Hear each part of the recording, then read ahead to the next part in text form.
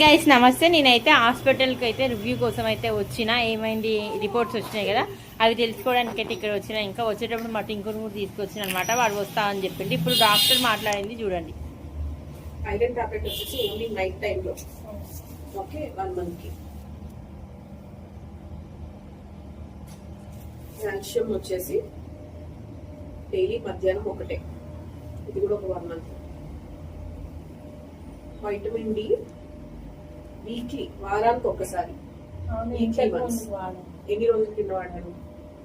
6 నెలలు అయిపోయిందా? 1 year అయిపోయిందా? So weekly once 12 weeks. Okay, so wait చేయండి, ఆవిడ మెడిసిన్స్ ఇచ్చేస్తాను మీకు. ఇప్పుడు నైట్ నుంచి స్టార్ట్ చేసాను ఐరన్ టాబ్లెట్. కొంచెం మంచిగా ఐరన్ ఉండేటివి, పాలకూర కానీ మటన్ తెప్పించుకుంటే మటన్ లివర్, లేదా ఉండడమే కాస్ట్ ఐరన్ గిన్నెలలో. ఎందుకంటే పిల్లలకి కూడా ఈ మధ్య డెఫిషియన్సీ ఉంది. మనం ఒక 1 or 2 గిన్నెలు ఫ్రీక్వెంట్ గా కూరలు చేసేవి, సాంబార్ చేసేవి కాస్ట్ ఐరన్ గిన్నె పెట్టుకున్నారు అనుకోండి, దాని నుంచి కొంత ఐరన్ వస్తుంది బాడీకి. మీకే కాదు, ఇంట్లో అందరికీ కూడా బ్యాలెన్స్ అవుతుంది. Okay, so that should be fine. చూద్దామమ్మా, సరేనా? కూర్చొని వెయిట్ చేయండి. హాస్పిటల్ నుంచి అయితే వచ్చే వరకు లేట్ అయిందనమాట. అందుకని ఎగ్ మసాలా కర్రీ, ఒక సాంబార్ అయితే తీసుకొచ్చిన. ఇంకా నా కోసం అయితే జొన్న రొట్టెలు తెచ్చుకున్నా నేను.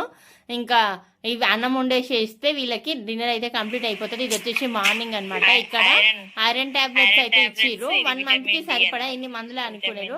ఇది విటమిన్ డి టాబ్లెట్ అనమాట, D3 విటమిన్ టాబ్లెట్. ఇంకా కాల్షియం టాబ్లెట్స్.